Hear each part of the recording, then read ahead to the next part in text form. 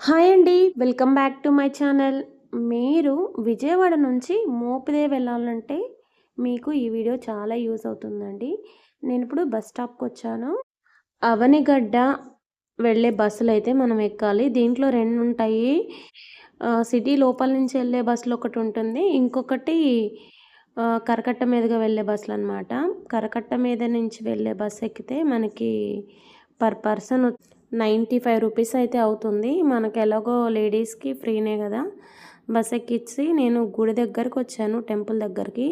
ఇదిగోండి ఆ ఒక్క సెట్ 100 రూపీస్ అంట.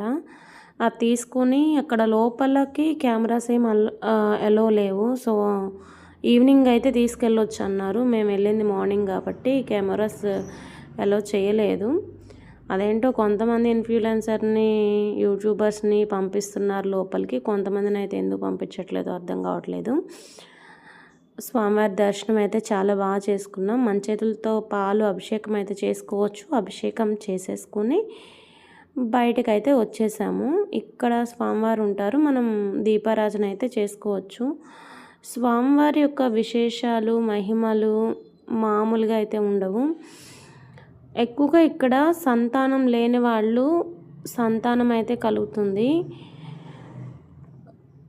ఇంకా వాళ్ళ సంకల్పం ఏదైనా సరే, దోషాలు ఉన్నవాళ్ళు, కుజ దోషాలు ఉన్నవాళ్ళు, రాహుకేతు పూజలు ఉన్నవాళ్ళు ఇక్కడికొచ్చి స్వామివారికైతే ఆ పూజలైతే జరిపించుకుంటారనమాట.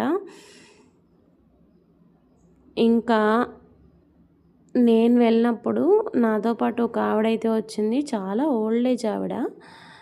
ఏంటి మా అమ్మ అంటే, ఇంత ఏజ్‌లో కూడా ఏంటి వస్తున్నావంటే, నా చెయ్యి ఇరిగిందమ్మా. నేను ఇలా తగ్గిపోంగానే నీ దగ్గరకొస్తాను స్వామి అనుకున్నాను. నాకు తగ్గిపోయింది. అందుకే వెళ్తున్నానని చెప్పి అందనమాట. ఇదొక ఎక్స్‌పీరియన్స్ అనమాట. ఇక్కడుంది గదా! ఇక్కడ అందరూ పిల్లలు పుట్టడానికని చెప్పి ఉయ్యాలలు, ముడుపులు కడుతూ ఉంటారు.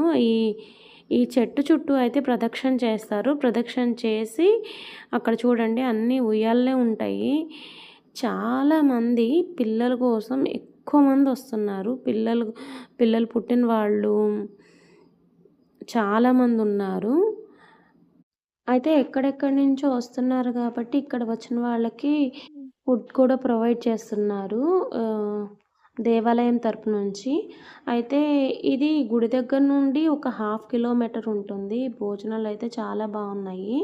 ఇక్కడున్నయి చూడండి ఇవన్నీ ఎవరైతే సంతానం లేని వాళ్ళుంటారో వాళ్ళు ఈ విగ్రహాన్ని ఇస్తానని చెప్పి మొక్కుకొని మళ్ళీ వచ్చి సంతానం కలిగినాక ఈ విగ్రహాన్ని ఇక్కడ ప్రతిష్ఠిస్తున్నారు. బస్సులకైతే ఎలాంటి ప్రాబ్లమ్స్ లేవు. కంటిన్యూస్‌గా బస్సులైతే ఉన్నాయి. ఇక్కడ కూర్చుంది గదా!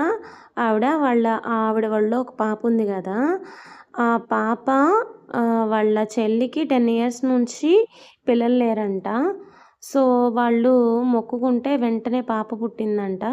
సో, మొక్కు తీర్చుకుంటానికైతే వచ్చారు. ఇలా చాలా చాలా కథలు ఉన్నాయి. స్వామివారిని వెళ్లి దర్శనం చేసుకున్న వాళ్ళకి పిల్లలు, సంతానం కలగటం త్వరగా ఇవన్నీ జరుగుతున్నాయి. ఇంతకీ మీరు గుడికెళ్లారా? అయితే మీకు జరిగిన అనుభవాలేంటో కూడా కామెంట్‌లో రాయండి. స్వామివారి ఆశీస్సులు అందరిపైన ఎప్పుడూ ఉండాలని కోరుకుంటున్నాను. ఛానల్‌ని సబ్స్క్రైబ్ చేసి లైక్ చేయటం అస్సలు మర్చిపోవద్దు.